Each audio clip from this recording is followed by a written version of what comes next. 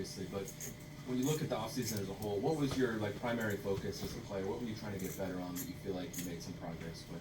On my game, I was working most of my ball handling, just to be able to, push the ball into position, set the plays, being able to get everybody involved. Even my playmaking was about to be better if I get better with my ball handling. So yeah, that's what I was working on the most. And when you look back at the Olympic experience, I understand you've been showing off your Olympic medal and all that, but what do you think you took from that experience that can help you moving forward as an NBA player? Probably just staying ready, because there is some games I was playing, some games I was not. Yeah, just staying ready, staying in the moment. It helped me do a pretty good game in the finals. So yeah, I'll say this. Hey Bilal, Varn Junker with the Washington Post. Hey. You started last season shooting the ball really well and it kind of tailed off as it went on. What do you think led into that and what did you try and work on with regard to the shot?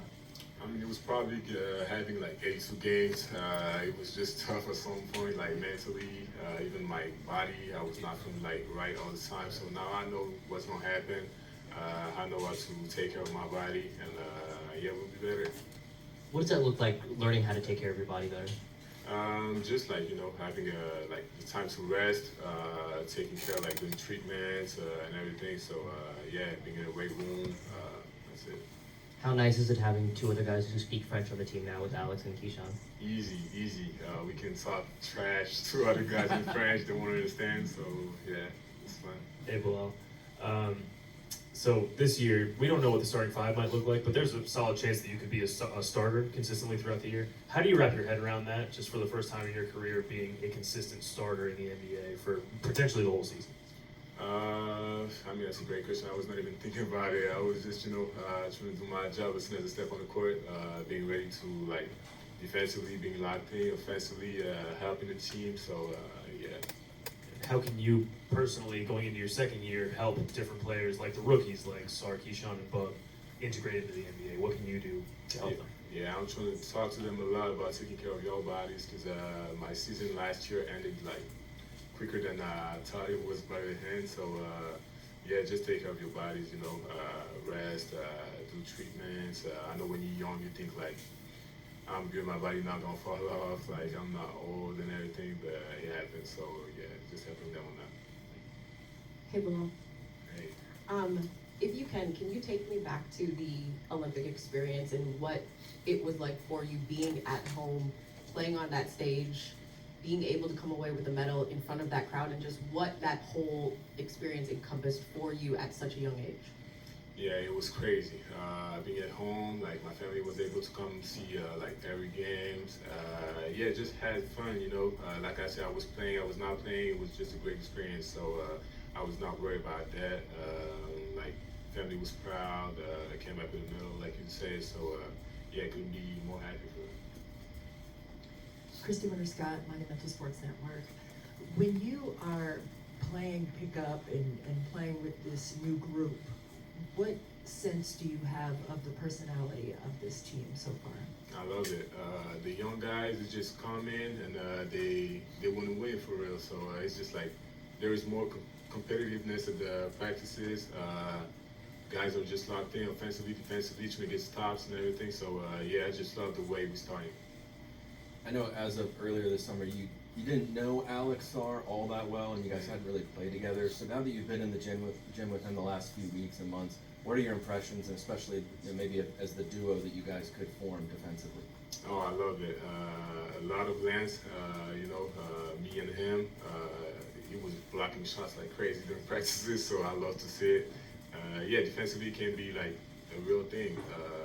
We can store something like great in the organization. So yeah, I feel like we're just gonna be locked in on that. Well, after getting kind of thrown in last year and guarding everybody, how do you build on what you learned from last year in terms of not just the physicality, but how the game is officiated, how you can use your feet as opposed to your hands, and all of the tricks of the trade defensively?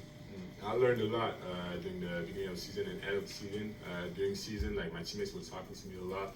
There was something that you can't do in Europe that you can't hear. So so yeah, a lot of changes, and I like it. I mean, I like the rules here. It helps a lot. sometimes, not every time, but yeah, it's just like it's not nothing complicated. It's just you just gotta do your job. What do you think you will be improved upon? What will you improve at defensively, do you think, this season? Probably leading the group a lot more, just talking, being vocal a lot more, being able to help the guys, because like I said last year, I was like playing defense on every bad guy in the opposing team. So yeah, I'll be able to help them on that. As a follow-up, you said it's harder to talk on the court in Europe. Why is that? Why is that different in the NBA? You said what? Sorry. I think you said communication is different when you play in Europe compared to the. No, NBA. some rules are different, but I'm trying to like I said, I'm trying to talk a lot more defensively, being a leader, help them. Like when I see somebody's not in a good spot, just help them through that, and yeah, that's it. Last year, a lot of guys were giving you rides to the practice facility. Has there been any movement on you trying to get your driver's license, or have you used the metro at all? I got it now. You got your driver's license? Yeah. Oh, congrats! Yeah, Nice. Thank you. How's it driving in DC? Sucks, right? It's good. Yeah. People are a little crazy sometimes. Yeah, it's cool. How does your wrist feel? Feels great. I feel confident. There's no problem at all. This summer I was getting a little sore after practices, but now I feel really confident, 100% good. How much more comfortable do you feel now that you have a rookie season and a year in the United States under your belt?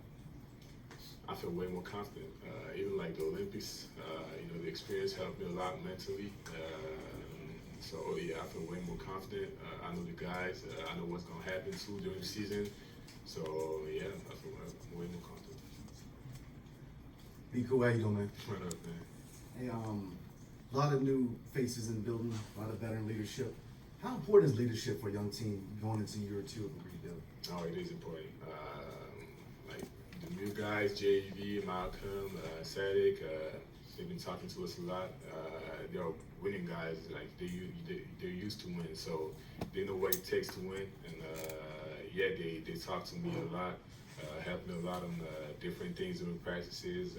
So I'm learning a lot. Yeah, it's just like in a month, I've been learning like way more than I did last year, I think.